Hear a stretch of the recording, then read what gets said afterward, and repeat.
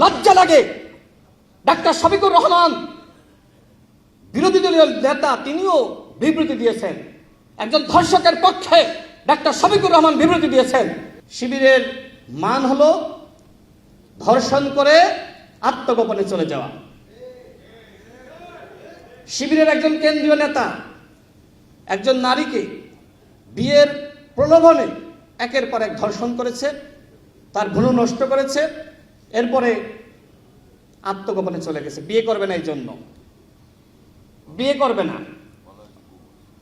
এবং সে আত্মগোপনে চলে গিয়ে বলছে যে আমাকে গুম করা হয়েছিল। লজ্জা লাগে। ডাক্তার শফিকুর রহমান বিরোধী দলীয় নেতা, তিনিও বিবৃতি দিয়েছেন। একজন ধর্ষকের পক্ষে ডাক্তার শফিকুর রহমান বিবৃতি দিয়েছেন। আর সরকারকে বলা হয়েছে যে সরকার নাকি গুম শুরু করেছে, শিবির মিছিল করেছে। এই হলো শিবিরের মান। ধর্ষণ করে আত্মগোপনে চলে গিয়ে সরকারকে দোষারোপ করা, গুমের নাটক সাজানো, এইসব করে ভাওতাবাজি করে সরকারকে দোষারোপ করা যাবে না। আজকে তারা আমরা লক্ষ্য করছি, তারা ভিকটিম সাজার চেষ্টা করছে। অথচ আপনারা ফেসবুকে দেখেন নাই, এই বাংলাদেশে বর্তমানে জামাত ইসলামের থেকে বড় জালিম আর কেউ নাই।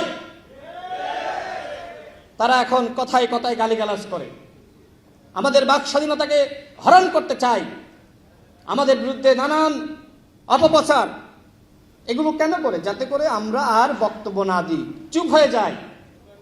জামাত ইসলাম এবং এনসিপির যে ন্যারেটিভ, সেই ন্যারেটিভের বিরুদ্ধে আমরা যাতে কথা না বলি, এই জন্য তাদের একমাত্র হাতিয়ার হলো গালিগালাজ। জামাত এবং এনসিপি শিবিরের একমাত্র হাতিয়ার হলো গালিগালাজ করে মানুষকে থামিয়ে দেওয়া। কিন্তু আমরা কি থেমে যাওয়া বন্ধুগণ? আমাদের স্লোগান সবার আগে বাংলাদেশ, আর ওদের স্লোগান হলো সবার আগে পাকিস্তান। ওরা অখণ্ড পাকিস্তানের স্বপ্ন দেখছে, আর বাংলাদেশের মাননীয় প্রধানমন্ত্রী তিনি স্বপ্ন দেখছেন এই বাংলাদেশকে গঠন করার, রাষ্ট্র পুনর্গঠন করার। ৭১ যারা স্বাধীন বাংলাদেশ চায়নি, তাদের হাতে কি বাংলাদেশের সার্বভৌমত্ব নিরাপদ বন্ধুগণ? তারা বাংলাদেশের মাননীয় প্রধানমন্ত্রীকে নিয়ে ষড়যন্ত্র করছে, নির্বাচিত সরকারকে নিয়ে ষড়যন্ত্র করছে। জামাতের এমপিরা হুমকি দিচ্ছে ৩ দিনের মধ্যে বিএনপির নাকি পতন ঘটাইতে পারে। জামাতের এমপিরা হুমকি দিচ্ছে ১৬ দিনের মধ্যে নাকি বিএনপি সরকারের পতন ঘটাইতে পারে। অথচ বন্ধুগণ, ওই মগবাজার কার্যালয়ে বছরের পর বছর একটি তালা ঝুলছিল, খোলার মতন কোনো বিপ্লবীকে পাওয়া যায়নি। আর সেই তারা এখন সকাল বিকাল গণ অভ্যুত্থানে হুমকি দেয়। এইসব হুমকি ধামকি বিএনপি পরোয়া করে না। অন্তর্বর্তীকালীন সরকারের প্রধান উপদেষ্টা ডক্টর মোহাম্মদ ইউনূস নিজে প্রতারণা শুরু করেছেন, বিএনপি প্রতারণা করে নাই। বিএনপি যতটুকু পারবে ততটুকু বিষয়ে বিএনপি ঐক্যমতে এসেছে, আর যতটুকু বিএনপির পক্ষে সম্ভবপর নয় সেই বিষয়গুলোতে বিএনপি ভিন্ন মত দিয়েছে। এইটা কি কোনো অপরাধ? আমরা জাতীয় ঐক্যমত কমিশনকে দেখেছি যে তারা জাতীয় ষড়যন্ত্র কমিশনের রূপ নিয়েছিল, এবং সেই ষড়যন্ত্র ছিল বিএনপির বিরুদ্ধে। এখানে প্রতিমন্ত্রী নুরুল হক নূর আছে, একদিন মাহফুজ আলম সহ তাদের কয়েকজন নেতা আমাদের সাথে হোটেল ফার্সে বসেছিল আলোচনার জন্য। কথার ফাঁকে মাহফুজ আলম আমাকে এবং নুরুল হক নূরকে বললেন, তারেক রহমান যদি বাংলাদেশে আসে আপনার কি লাভ?